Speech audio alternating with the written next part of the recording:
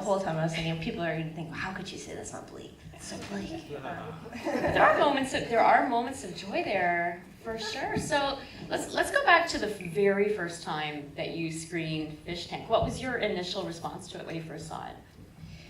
I mean, it wasn't like a life-changing moment for me, but I think, I watched it maybe 5 years ago, I think was the first time, and it was just a film that always stuck with me. I think because you don't see a lot of films about female sexuality, coming of age, in a way that feels so honest. Like, I feel like she really doesn't shy away from the dark side of that time in your life when you're a young girl and like men are starting to look at you in a certain way, and it's very confusing, and I think that's probably why it stuck with me. Yeah, and we're starting to look as well, right? Like the joy of this, at least for me, was that it's all through Mia's gaze, and that's joyful as well. What about tonight then? What were some of the moments that stood out for you this evening on this viewing? Well, the younger sister always kills me. She's so wonderful, and she adds so much joy to it. But I think, like you said, there is a weird kind of feedback happening. Like the tension, once it makes that shift, and she's so great at that. Like a lot of her films have this like incredible tension, and I sort of think of them as like anti-thrillers. Like they're so not a thriller, and yet once things sort of take that turn, you're so tense, and anything could happen. And I think that comes down to the way that she writes, which is she doesn't plan things. She says she likes to let the story push her rather than her sort of control the story. And I think that's how she gets that sort of like that tone of like you never know what's going to happen next. Right, with some real authenticity as well. Now you alluded to that in your opening remarks, the kind of the backstory behind Katie Jarvis getting the role. What can you, for those who haven't heard that story before, what can you tell us about that? Yeah, I think if you're familiar with the film, you probably know this story, but she's a non-actor, the young girl, she's 17 in this film, and she was cast off of, the casting assistant saw her on the train platform having a fight with her boyfriend, and Andrea Arnold does a lot of non-actor casting, so they do a lot of street casting. So they just asked her if she would audition. And of course, she didn't believe that it was legit right away, and it took some time. And the interesting thing I was reading today is, originally in the story, she really wanted someone who could dance, because she grew up dancing, and that was a big part of the script. But then she met this kid who couldn't dance, but had so much else to bring to it, and she cast her anyway. And I think it makes for a really interesting shift in what the film is, to have this kid who actually can't dance, and like what does that do to the story? It's kind of interesting. Yeah, now you mentioned that in your upcoming work you worked with a non-actor. What are some of the challenges of working with somebody who's a non-actor, and also what are some of the kind of special qualities that they bring to their work? I think the challenge is just that everything is new to them. Yeah. And they don't necessarily understand what it means to be in a scene with another actor. But I think there's so much excitement, especially in young actors. Yeah. That sort of naiveness, works for them. And I think the way we shot our film very differently, just because of the nature of the way we were shooting it. Our actor had to memorize almost 70 pages of script in one, like she had to shoot it all at once. So it was very different than this film, where she didn't show the actor the script before they started shooting. She just showed them like the next day's script, because she didn't want it to sort of shift the way she perceived the character, which is kind of interesting. When you know what happens, you can see how that would affect your interpretation of the character if you knew that that's how it's going to end up. Yeah. It's kind of, yeah. And yet it definitely brings that authenticity, as well, because that's how we exist, right? Not knowing what's coming down the line. Exactly. So, between your future project and also Never Steady, Never Still, one of my favorite films from the last few years, what ways do you think a film like this has impacted you, as a filmmaker and as an audience? I think when I watch a film like this, I'm looking to try and figure out what it is that excites me and learn from that. So I think it's something that I look at when writing a script is like, what is it about Mia's character that feels so real? Yeah. And how does she get that? And I think I'm always trying to strive to that sort of level of realness and that level of like unexpectedness and surprise. And I think she's such a master at that in terms of, just that element of characters' irrationality, I think, maybe. Like, they're not doing the logical thing. They're responding in ways that are irrational, but emotional, and I think that's really, really hard to do. Yeah, guttural and real and instinctual and in the moment, for sure. Now, Never Steady, Never Still, I'm assuming was on this screen, right, during the festival, very well received across the country.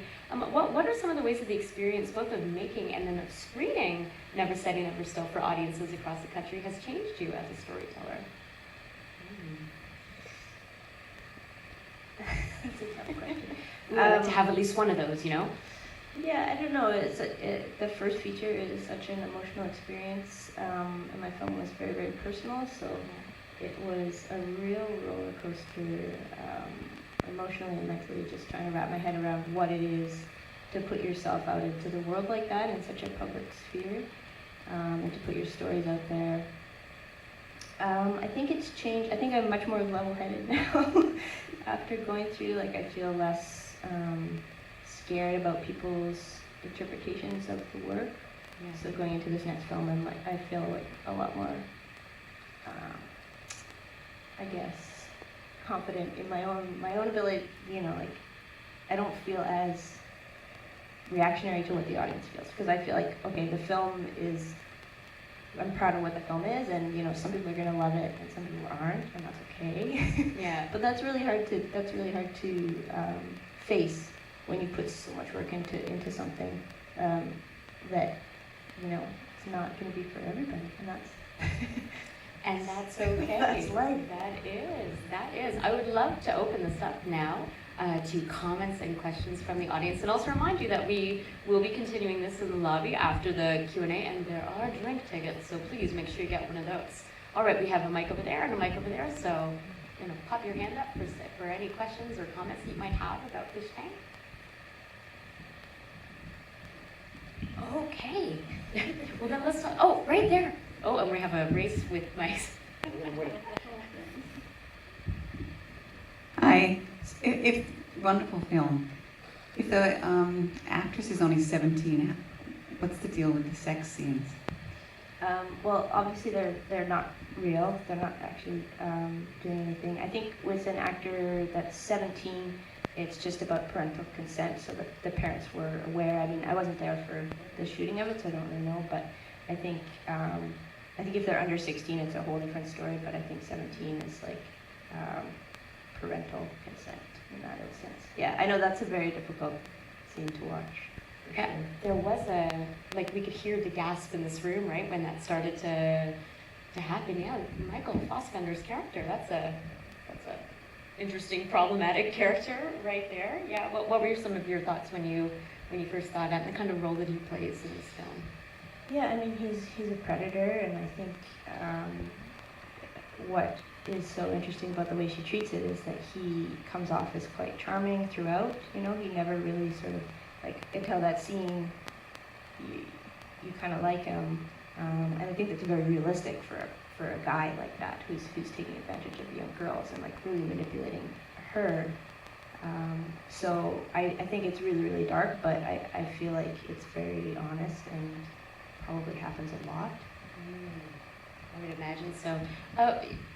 You mentioned Wuthering Heights and stumbled over American Annie at the beginning as well. Where does this film kind of like fit within the Angie Arnold oeuvre? What does it tell us about her?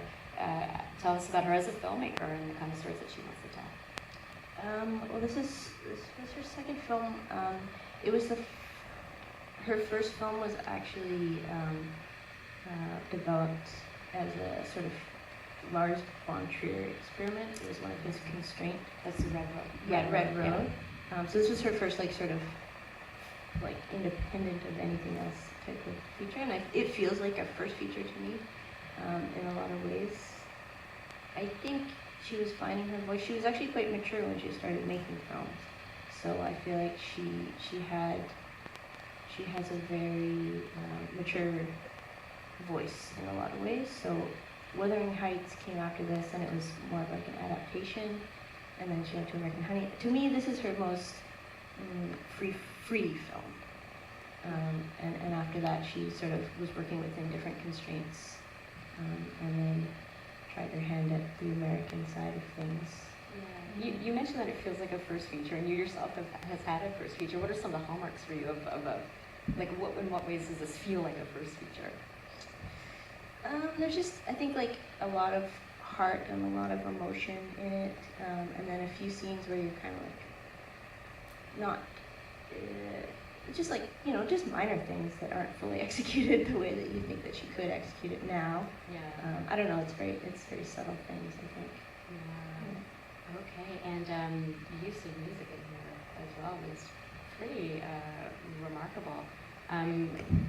Anybody else have any other comments or questions or thoughts? Yes? Yeah? Yeah, I think what's really interesting about the film is how she makes us like some not very likable people. Like, if we knew these people in real life, we would think all sorts of other things about them. And I'm just wondering, as a filmmaker, when you're trying to portray somebody sympathetically who essentially is not leading a very sympathetic life, what do you do? And how do you talk to your how do you do that? It's hard to me. Well, I think it's about empathy and understanding where the character is coming from. I mean, she's acting in the way she does because she's had all sorts of experiences in her life that have led her to this place. So I think giving her some sort of drive, some sort of passion, like the dance, is really important in us rooting for her, because we feel like we want her to succeed, and it feels like there's hope for her, like she could get out if she just found the thing that she loved. And the horse, like those little scenes all add up to creating a character that you really care about. And even the little sister, and like the relationship with the mother, like it's quite violent and aggressive in a lot of ways, but they do love each other. They've just had they've had a rough go, and the mom had her when she was really young. But that scene at the end when they're dancing together, you can really, really feel like the family there. Yeah. So how do you feel then as the end credits roll? I mean, you mentioned hope. I felt hopeful at the end. What about you?